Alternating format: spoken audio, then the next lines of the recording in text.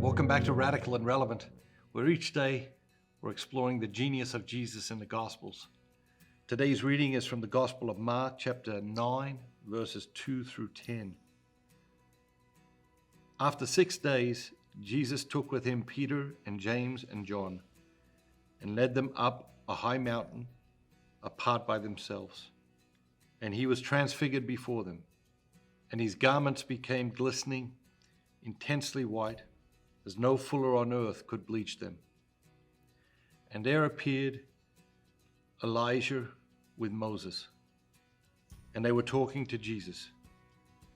And Peter said to Jesus, "Master, it is well that we are here.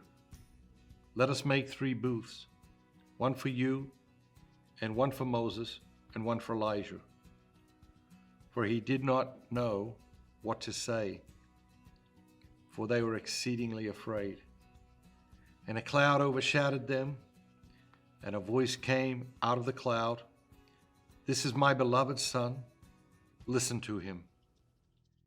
And suddenly, looking around, they no longer saw anyone with Jesus, just themselves. And as they were coming down the mountain, Jesus charged them to tell nobody what they had seen until the Son of Man should have risen from the dead. So they kept the matter to themselves, questioning what the rising from the dead meant. What jumps out at you?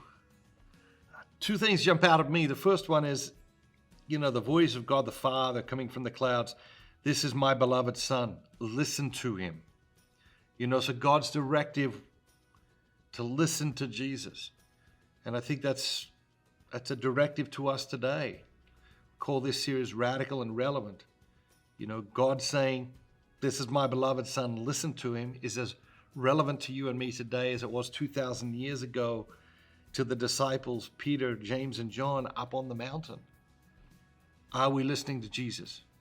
This habit we have each morning of reflecting on the gospel is one way we're doing that, but there are lots of other ways for us to listen to Jesus.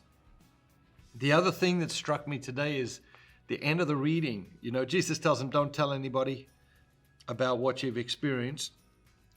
And the disciples decide, keep the matter to themselves, questioning what the rising from the dead meant. Not questioning what they just experienced, not trying to work out, okay, what have we just experienced? What does this mean? But rather questioning what the rising from the dead meant, even though Jesus has just given them this astounding experience. Rather than trying to understand that, they've been distracted by this other thing of the rising from the dead.